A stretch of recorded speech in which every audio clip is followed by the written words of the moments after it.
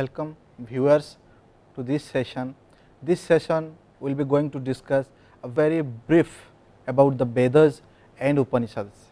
As you know, the Vedas are of 4 types, and if I will go on describing each component and each section of the Vedas, it will take at least in a semester course. So, here what we are doing here is that in this slide I will be touching upon the some of this essence of the Vedas and what are the Vedas, what are the opinion of the various Vedas that scholars has developed, and what are the essence that Vedas has given to us to survive in this society. After that I will be discussing Upanishads. As you know, there are different Upanishads. Some scholars claim that it is a 10 principal Upanishads, some say that 8 principal Upanishads, but however may be, I will be discussing the essence of the Upanishads and also the primary and the principal Upanishads, whatever their theory, whatever their discussion is about the societal life, the human life, the karma theory, and many more issues we are going to discuss. So, this session, as I have titled, a brief discussion about the Vedas and the Upanishads. Now, start with the first slide. What is Veda?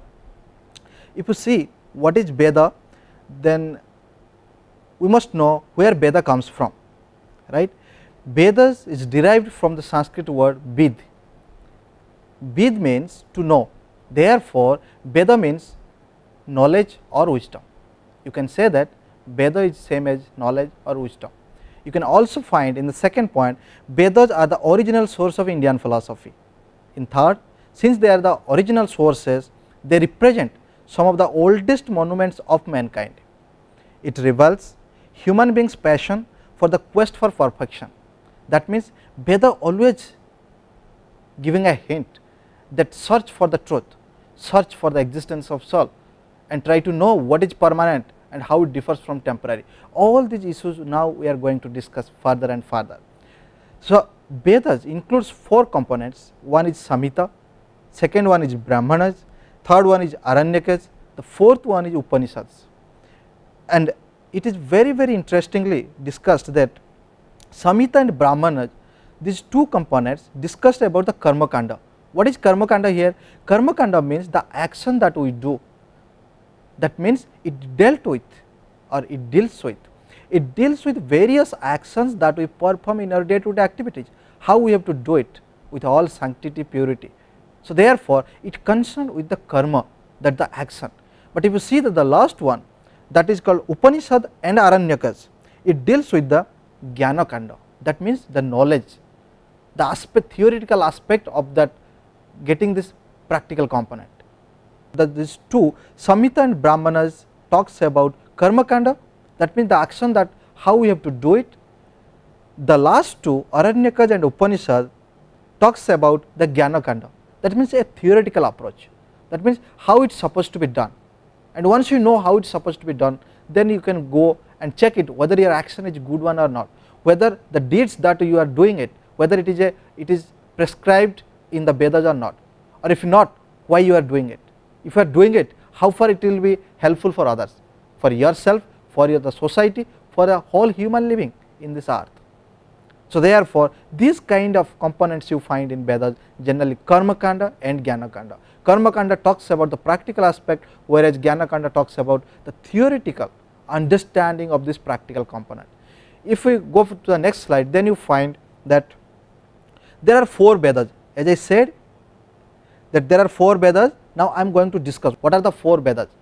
The first one is the Rug Veda, Sam Veda, Yajur Veda, and Atharva Veda. What is Rug Veda? Rug Veda is recited by Hotri. That means there is a priest who is really a priest in true sense. That means he is free from violence, he is free from taking rajas food or tamas food, he is free from all kind of sufferings in this world. He is a purely Brahmin, and these people can only chanting this big slokas that we find in Rug Veda. In Rug Veda, it is not the matter case that all people can do it. It is only the priest who have the special training for that, they can only do it, because it is a big slokas find in that Rug Veda. And you come to the Sam Veda. Sam Veda talks about that there are some components of Samveda you find which is inherited from the Rigveda. However, the Samveda deals with some kind of conduct, practices or sacrifice that we do in our day to day activity. Suppose some rituals we are going to do it, how you have to do it, some kind of shloka you find in Samveda. Therefore, in my slide if you can see, I said that this kind of Veda which only chanted by the Ugatri, that means these persons are fit for chanting the Samveda. The third one is called Yajurveda. Yajurveda basically uttered by the Adhavaru. Adhavaru, they are those person who know that whether the chanting will be correct one or not, whether what sacrifice we are doing, whether that sacrifice is completely devoted for a particular purpose or not. So therefore, these tasks you all find the all elaboration in Yajurveda. The last one is Atharva Veda, which tells about and which discuss about the human worldly affairs. It tells about the material objects. It tells out how you have to deal with the systems that you find in our day to day activities. So therefore, Vedas are of 4 types. I am repeating once again: Ruk Veda, Sam Veda, Yajurveda and Atharva Veda. You cannot say which one is so important, which one is not important. On my opinion, all are important in their own standpoint. Thus, there are 4 kinds of Veda we find in our Veda system. And if you see the Indian philosophy, if you have seen my first session, that is an introduction or an introduction to the Indian philosophy, I said very categorically that Indian philosophy originates from Veda, right.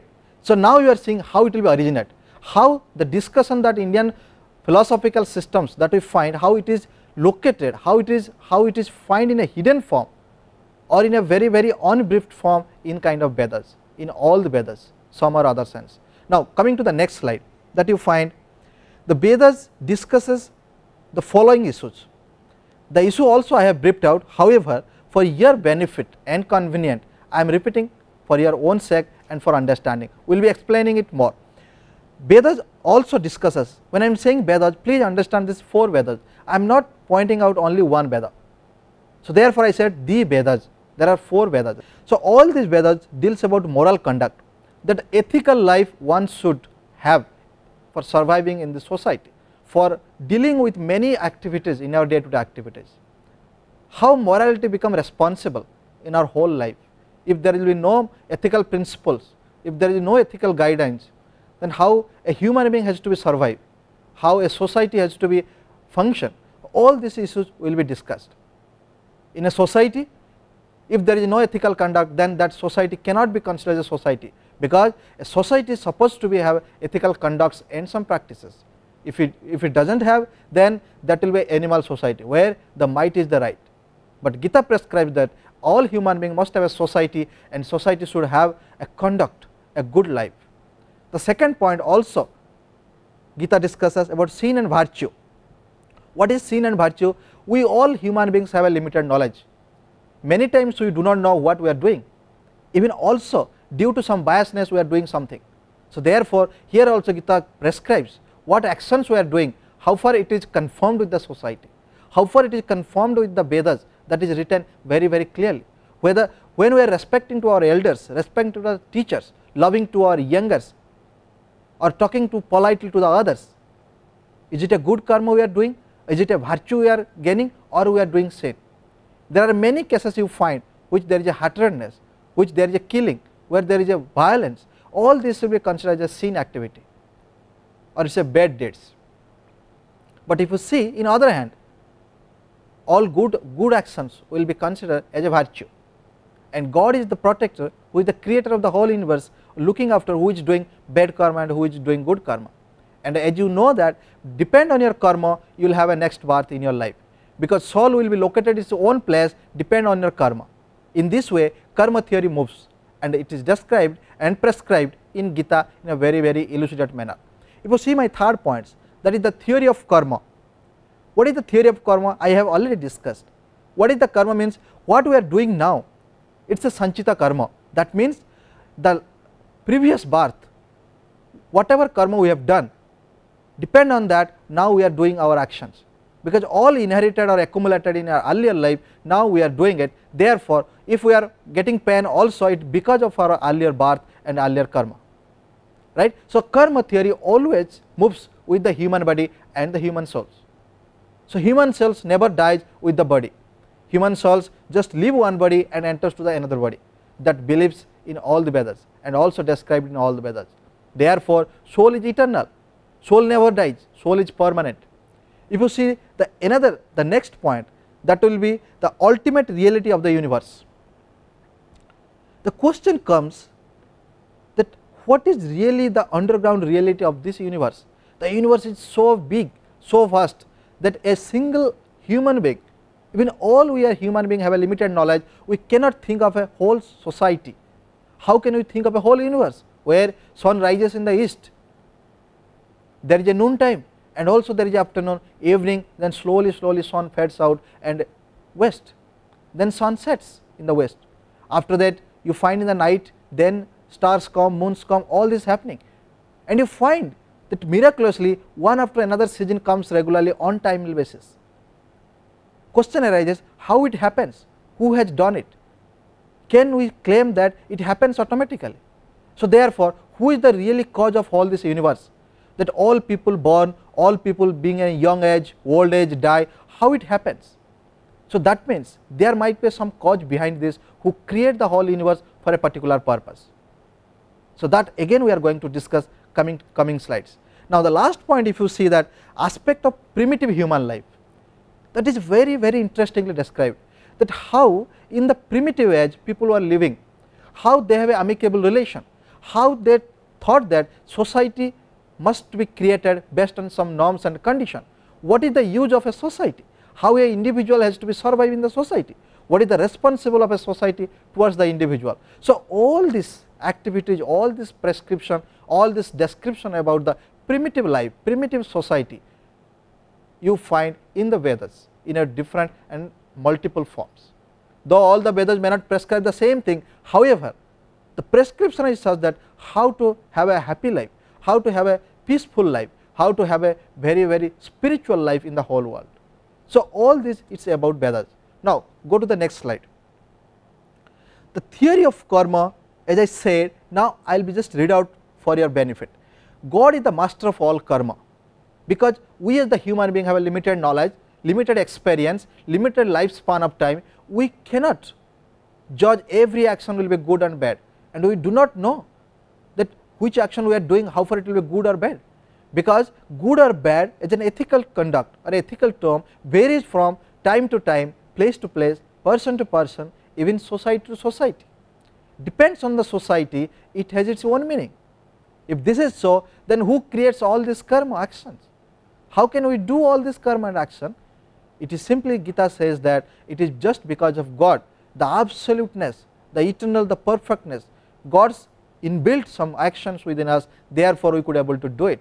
For example, in Gita if you find, or in Vedas you find that there is an example given, you cannot see a flower color is yellow until unless your eye power must have that kind of spirit to see something is yellow. Even the flower which you are seeing as a yellow, that flower also have some spirit behind that, some force behind that. As a result, that flower gives a color, say yellow. So, as you find that there are different color, there are different power. As you can see the different color, you have a different spirit, different force in your eyes, different force in your soul. Therefore, you could able to differentiate what is yellow color and how it is different from red color, black color, or pink color, and many other colors. So, therefore, God is the responsible for all the action that we do in a human life. Now, if you see the second point, that God is protector of all deeds, of course yes, because He creates all of us. So, therefore, whatever action we do, He is the responsible for that. Why we do evil actions? It is just because of ego and ignorance. Here it is described in this way. God created the individual soul. There are many individual souls. However, due to some or other karma that we do in our past life, now we are getting this life, and as a result, because of the the past karma, some bad actions we have done, as a result of this time we are doing some evil actions, and it happens because of your ego and ahankara, which inbuilt because of your biasness, because of your hankering, because you want to crave for something, because you have a so unlimited desire. Therefore, in Veda prescribes, be happy what you are, though always try to do best. So, until unless you are not feeling happy, until unless you are not feeling happy with yourself, how can you think about others? How can you think that good actions can be done in a purposeful way, in an intentional way? So, therefore, Veda prescribes, God is the supreme almighty who looks each and everything that you do, and based on your karma you are getting your own fruits, and henceforth you should do your all actions in a very good manner, which is conformity to the society, which does not harm to any of the human individual as well as other animals. Now, if you see the next point, that good deeds, if you will do the good deeds in Vedas it is prescribed, you will go to the Brahma Loka, where everything will be peaceful, tranquility and spirituality way. But if you do in the bad deeds, if you do some evil actions in your past life, then you go to the Chandra Loka, that in Sanskrit you call Narka Loka. That means where you have to suffer, where you have to take a birth like an animal, you take a birth like a reptiles, you take a birth like even a tree. So, therefore, you will get inferior life. So, henceforth here we learned that the theory of karma, how functions in our life. So, if you suffer, you think that this is just because of your past birth and past karmas that you have done it, and if you are happy life, enjoying happy life, that means you have done some good karmas or have a spiritual life in your earlier life. Now, we will be moving to the next slide. Since we are discussing about the God, we find there are three kinds of believer. In Vedas, when scholars are written, we find three kinds of ism. One is called monism, monotheism, second one polytheism, and third one is henotheism. Now, let us discuss what these three ism means for. Monotheism stands for those scholars who believe that in Vedas only one God is be, Vedas talks about only one God, or they believe that if at all God exists, there is only one and only one God, there will be no other God exist, that is monotheism. But if you say called polytheism, what it means that there are several gods exist, it is not only one God, there are several gods, therefore we are worshipping in a different form gods, hence there are different gods exist. If there are different form, different incarnation, then why can't we accept that different gods exist? Therefore, those people who believes there are multiple God exist or multiple supernatural being exist called polytheism. But henotheism are those, they think that okay, there are different God exist, that is fine for them, but however they consider only one God, and also they claim that that God is much superior than other God and goddesses. So, if this they will prescribe, then those category of people, those category of scholar we can call as a henotheism. I will give an example which will help you in understanding what is henotheism. See, if you take the Bollywood of singers of Bollywood, there are many singers you find in a Bollywood, even they sing for the good film in various purposes. Why only film? It is various purposes, but you like only one singer, by fully knowing that other singers also equally sings, right. In this case, if you think that, then you are also a henotheism. That means you know there are different singers exist, but you like one singer and also claim that that singer is good enough in comparison to other singers. If you prescribe this, if you are considering that you are thinking in this way, then your thought will be considered as a part of henotheism. Now, moving to the next slide. Existence of the universe. I have already said that the discussion of the existence of the universe you find in the Vedas somehow or other form. If not all Vedas will prescribe in only one thing. However, you find all the Vedas have prescription about the universe, the existence of the universe, and how this universe comes to the existence. Now, some say that it is a Vishwakarma, others say that it is a Vishwakarma and Varuna. A few also believes that it is Agni or this Agni Devata or Agni rishis through which they responsible to create the whole universe.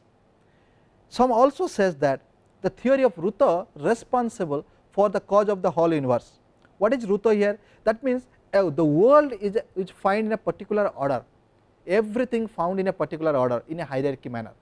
For example, if you see small reptiles, animals, human beings, then under reptiles you find that some kind of trees which are also having life, then non animals, all these things, right.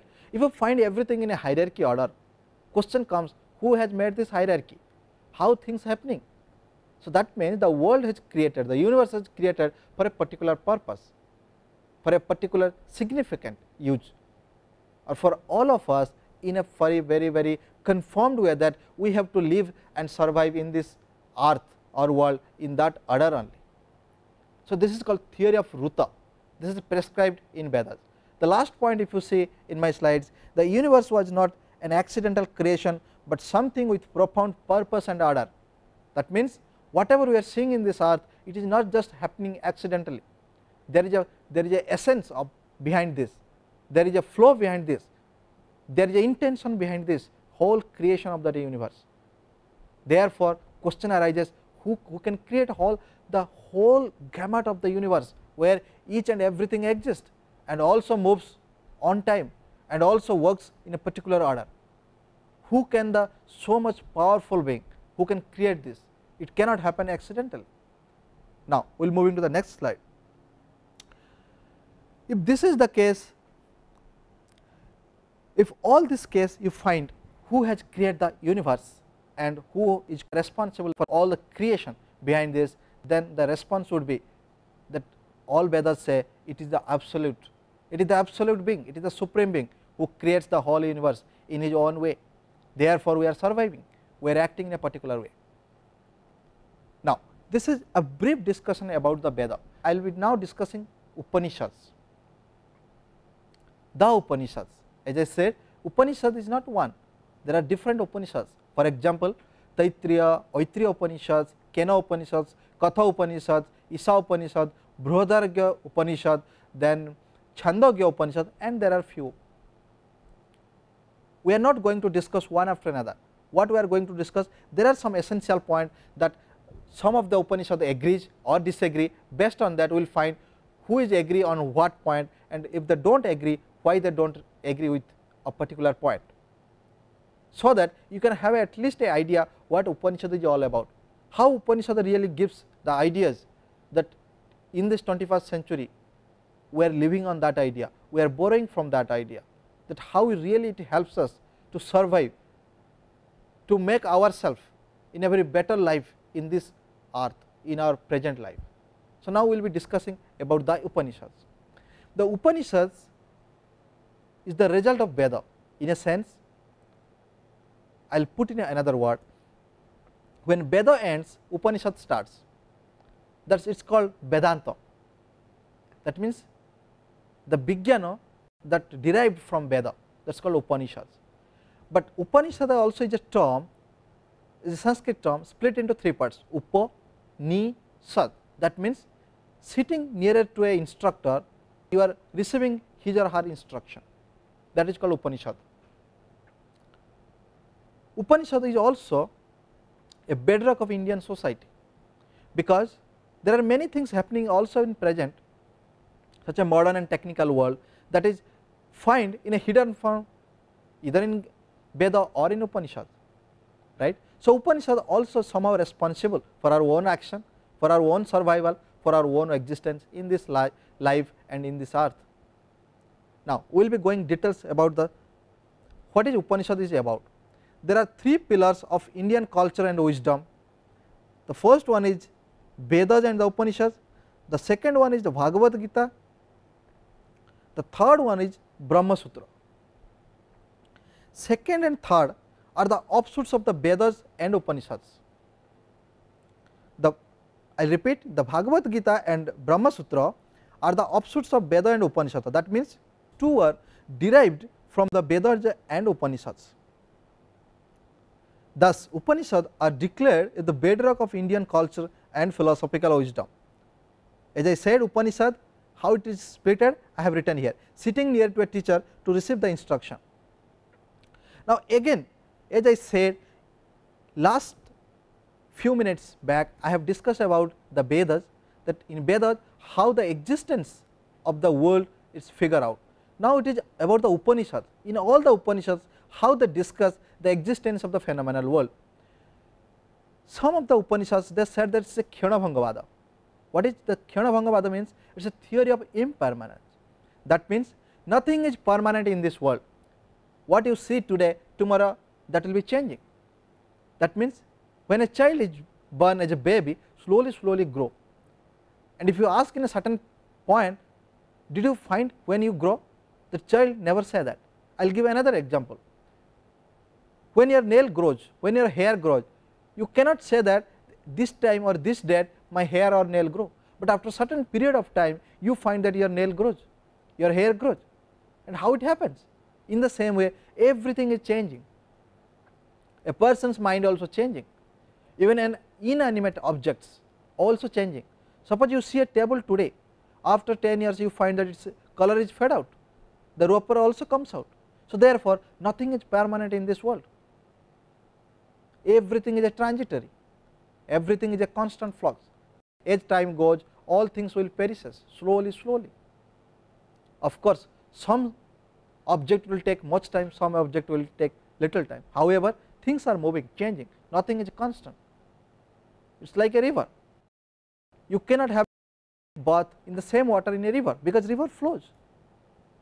Therefore he is saying that if everything goes in order, everything goes in a particular purpose, or everything works in a hierarchy order, then who has done this? Who is the really creator behind all this creation? That the question comes, and Upanishad says that it is nothing but the perfect absolute being, that is God, who is eternal. If you take everything from him, still he is being full, he is eternal. He himself is a complete human being. When I say human being, you understand he is a supreme human being. That means he has a power. Because of his Maya, he creates all the world. That is Upanishad says. The second thing, the world is a manifestation of creative energy of the absolute.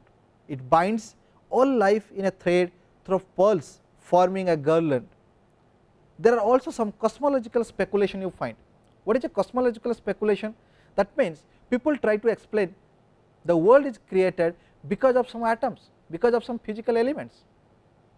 Some claim that it is just water, air, earth. Some claim that it is fire, water and earth, that is Chandogya Upanishad. Some also claim that it is water is the responsible for the whole creation of the universe or the phenomenal world, is said by the Brihadaranyaka Upanishad. The third, that is Taittiriya Upanishad. According to Taittiriya Upanishad, there are 5 elements responsible for the creation of the whole universe. These are earth, water, air, fire and ether.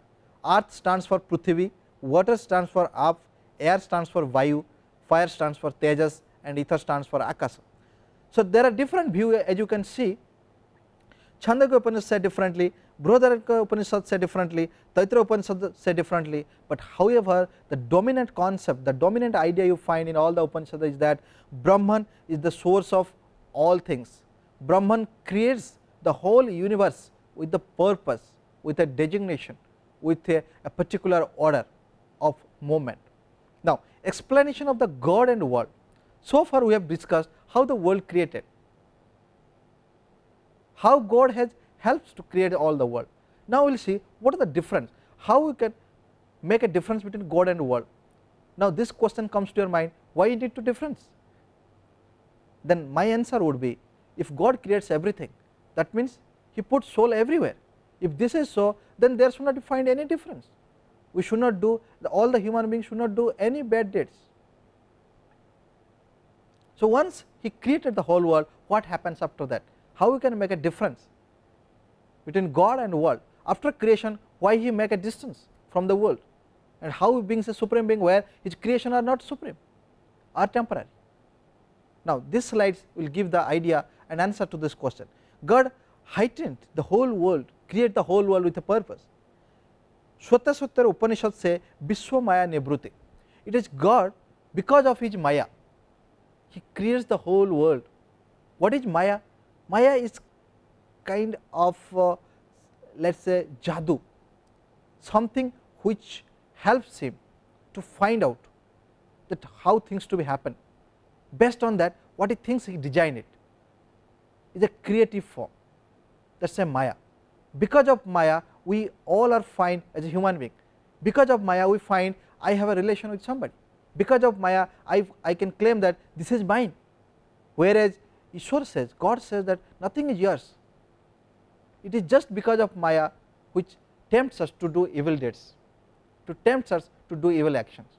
So this is all about Maya. It is because of Maya you could not able to see everything properly. You could not able to discriminate what is good and what is bad, but you attempt to do bad. It is because of Maya you do not know what you are doing. Though you are doing also bad action, still you are claiming that it is a good actions and try to also justify that. If there is no Maya, then all human being also a part of God, all will be supreme being, which God may not agree with this. There will be only one person who will be the supreme power, supreme nature, cannot be each and every one. Otherwise the whole world will be going in a very disorder way. It cannot be found in a properly order. This is called Vishwa Maya Nivruti, said by Shweta Upanishad. Now when he says that non-being was in the beginning and being emerged out of non-being, what he means is that God is the non-being and everything comes as a being or a form from him. Now the question may be, you can claim that how can something comes from nothing? If there is nothing, how can we bring something from that? Here they explain that when they say nothing, do not try to understand in a physical form. You try to understand in the form of prag bhava. That means it is exist, but we could not able to know it. Therefore whatever we know, it is our limited knowledge. Therefore that is we find x and y or y1 yz, not the whole cosmos or universe. And since we are so limited that we cannot able to think even that how great the whole is, how big the whole is, how wider it is. Therefore for us we consider it is a non-existence. God is the non-existence, but what we are seeing is an existence. It is just some or other form. So therefore the existence is very inferior, very subtle elements than the God. So this is all about being and non-being. If you say that God is non-being and we are deriving being from non-being, then this is correct in this way. We have to understand in this way. He says that ex nihilo nihilo fit. The Chandogya Upanishad says that in this context, ex nihilo nihilo fit. That means how nothing can produce something, how that emptiness gives so much things. This will be a surprise to all of us, how the emptiness, how the nullness will be really the cause of whole creation of the universe. So this is called ex nihilo nihilo fit by Chandogya Upanishad. When you say that God is asat, God is also sat, that means all the characteristics that we are going to describe, we know this, we are also describing to a physical body, all are found in God. Therefore God also left that some kind or other form to that object. As a result, we could able to judge this kind of form find in that object or not. Here he says that asat, all are physical element. For the description he said asat means all physical elements, and all asat are derived from the sat, that is the non-existent, that is a God. The last point you can see, asat does not mean absolute non-existence, but should be understood in the spirit of prag bhava. What prag bhava means is that the world does not exist prior to its coming into being. That means it is already formed, however it does not perceived by us, because we are having the kevala jnana, only the limited knowledge. Therefore it describes in all the Upanishad Brahman as pure, absolute, eternal and immovable. However the world will be involved in a movement. We know that there is a movement, we know that every year is changing, we know that there is a progress in life, we know that there is an activity going on in this world. Therefore world also moving with us. However the true nature of or absolutely being the perfect supreme being is not movable, it is eternal, it is a fixed. but looks each and everything, controls each and everything. The world also find in case of progress. If you see there is a progress we find in the world, we all progress. We being a small, then go, then our height will be increased. See, everything is perishes, everything will be a movement, it is a progression. The society is in a progress. Now you can say that now in 21st century the world in a technological progress. So everything is happening in the world, which is a very limited. As a result, we can identify what is happening, how movement is happening. But the whole cosmos, the creator who is create the whole cosmos or the universe, we cannot able to think about him. We can only realize about him, that how eternal he is, how wider he is. Now coming to the next slide, we will discuss here how Brahman become the creator of the whole universe. The Sat Chit Anand, the world manifestation. Sat stands for pure, Chit stands for Shakti, and Anand stands for conscious force. These three things all together help to create the human soul in this earth. And who has all these components quality? It is only Brahman having Sat Chit Anand. With these three components, he creates the whole universe, even the soul. Now Advaita Vedanta also prescribes Nisprapanchaka Brahman. That means the Brahman is eternal, it is a nirguna. You cannot find any guna with that. For example, if you find a table having black color, or having brown color, or having white color, but the Brahman as such does not have any color, whereas possesses all the color, because the object that we are seeing, it is created by him in some or other form, and if he does not have all these colors, how can we able to see all these colors? Therefore, at the one time you find he does not possess any color, in other case you find he has all the colors. It is not contradiction in terms, rather it is a very high understanding that how eternal is. We are trying to explain how eternal it is, we are trying to establish how supreme being he is. If we could not able to explain, then the whole explanation of the universe will be limited enough, because all language, whatever language we have, this is the limit of our world, but God is beyond the language. Whatever explain we will describe, it is not the full way of describing him. Therefore he says that Brahman is the sole responsible to create the whole universe. He had the three powers, Sat, Chit and Anand. Sat stands for pure, Chit stands for Shakti, and Anand stands for conscious force. That also Advaita Vedanta say. So he say that Brahman with Maya is called Ishwar, that is a God, and Ishwar without Maya is called Brahman. So this is the way you have to explain it. When Brahman has Maya, all the world creates, and when the Ishwara does not have any Maya, then it is a pure form of Brahman. Now the doctrine of Parinamvada also responsible one way to claim that how this universe exists and who is the Brahman. He says that the effect is the real manifestation of the cause. I said that if all these things are happening in the universe, which is a big universe, and we cannot see all the universe, then who is the real cause? It simply credit goes to the absolute perfect being called eternal being, or the Brahman. The individual soul, when I say it is a self or soul that you find in all animal or human beings, he said that it is God has given the human soul. It is depend on your karma, you get the life. Since you get the life, you have a soul, you can take breath, you have movement, you have a progress. So it is the soul that also Brahman creates. The individual soul is bounded by Maya. We do bad actions just because of our ignorance, which is known as avidya. Brahman, in this sense I said that it is unspeakable, indescribable, absolute, beyond the limit of our language. Whatever we try to describe Brahman, it is not in its full form. That means it needs further elaboration and expression. Further, if we claim that we are explaining Brahman in such a manner that after that there will be no further description, then it will be wrong for claiming that we cannot redescribe further Brahman. He said that Brahman is indescribable in that form. That means anything we describe on him, it will be very limited. That what he has a power, that kind of being he is. Now question maybe comes to your mind that does Brahman is same as Atman? Upanishads say that it is not so.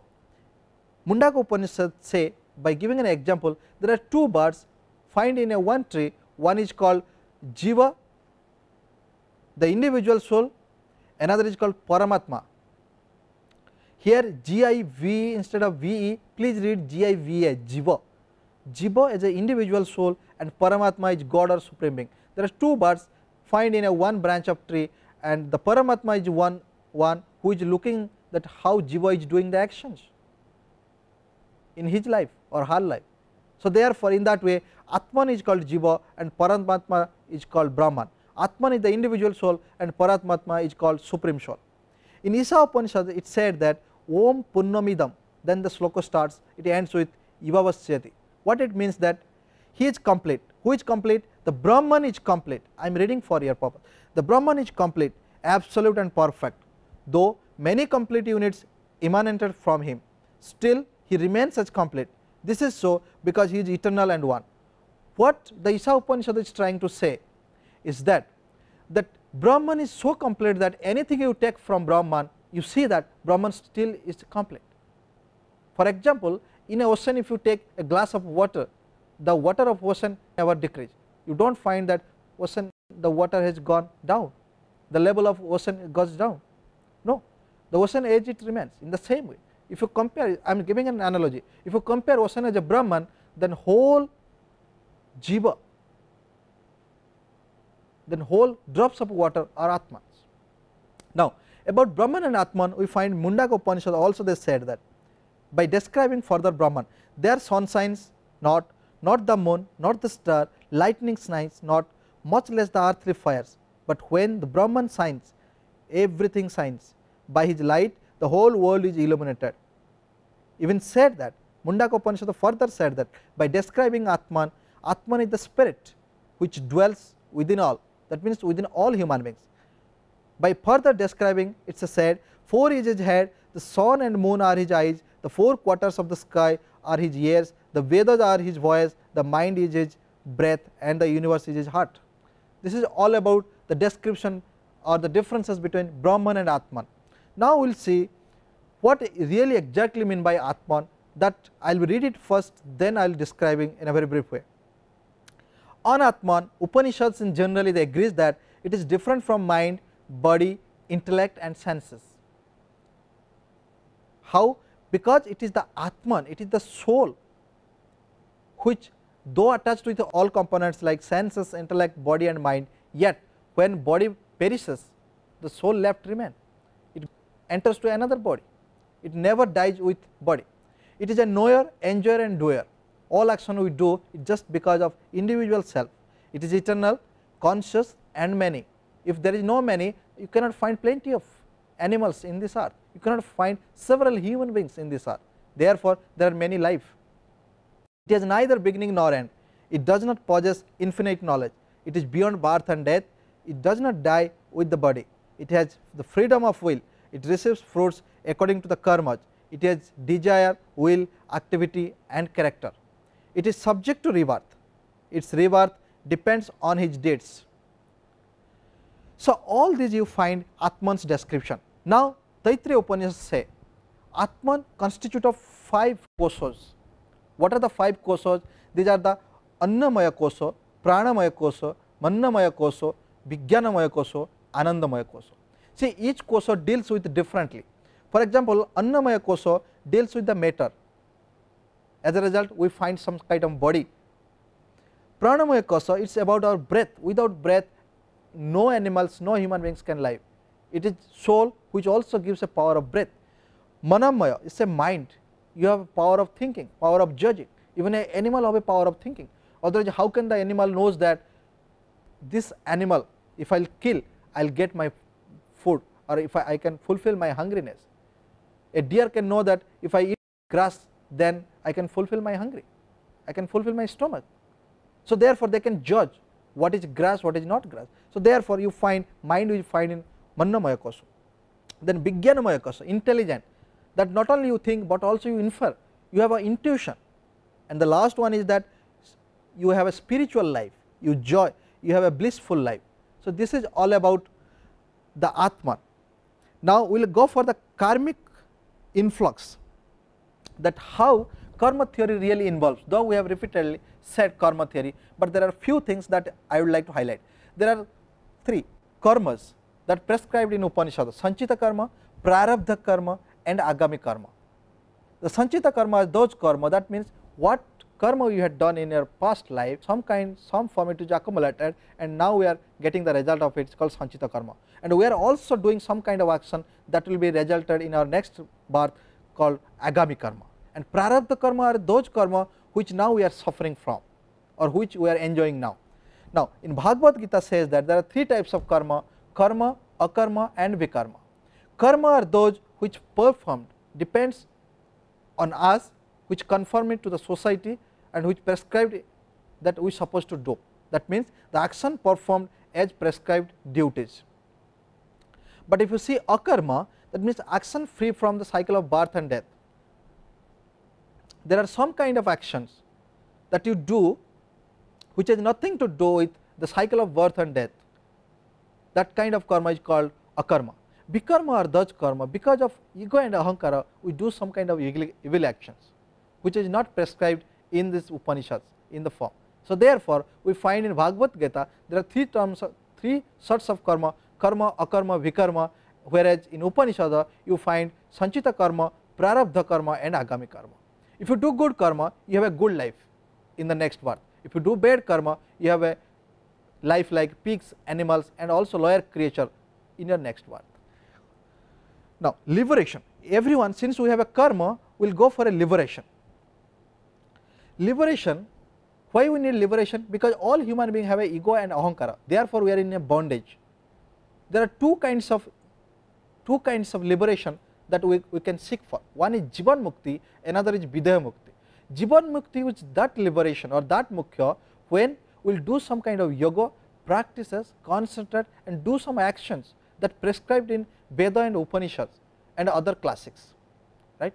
If we can do that, then we can also have a liberation in this present life when we are living. But there are also prescriptions that if you do good karma, after your birth also you will get liberation, that is called videha mukti. So there are 2 kinds of liberation that you find.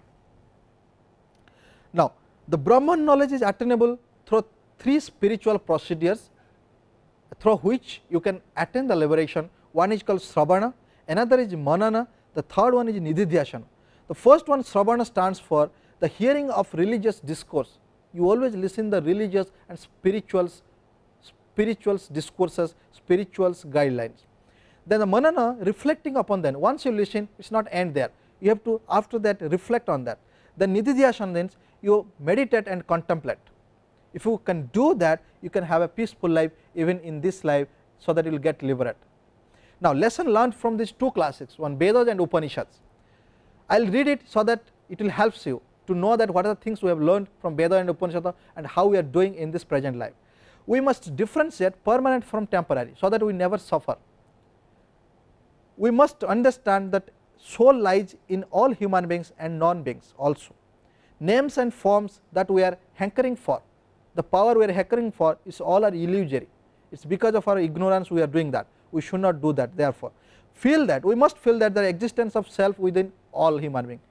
Therefore whenever we are serving to others, we must feel that we are serving to ourselves. Try to remove the ego ahankara which helps us to make a peaceful life in this earthly living. Remove all barriers that separate us from other human beings. Concentrate our mind to realize the true nature of self. If we can realize the true nature of soul, then our life will be very happy life. And we should not forget that Atman is eternal and pervasive. If we can do that, the life will be very, very pleasant one. So what we find from Vedas and Upanishads is that there are different prescriptions and descriptions. Apart from that, we find that there are ethical codes and conducts to survive in this earth. Whatever the prescription that we find, if we can do that, if we can religiously practice that, then there are every chances that we will do good karma, and henceforth we will have a peaceful life, and the next birth also there will be no suffering. We all human beings bother because of our present life. So I hope this session will help you to understand in a brief way Vedas and Upanishads. Thank you so much for listening me.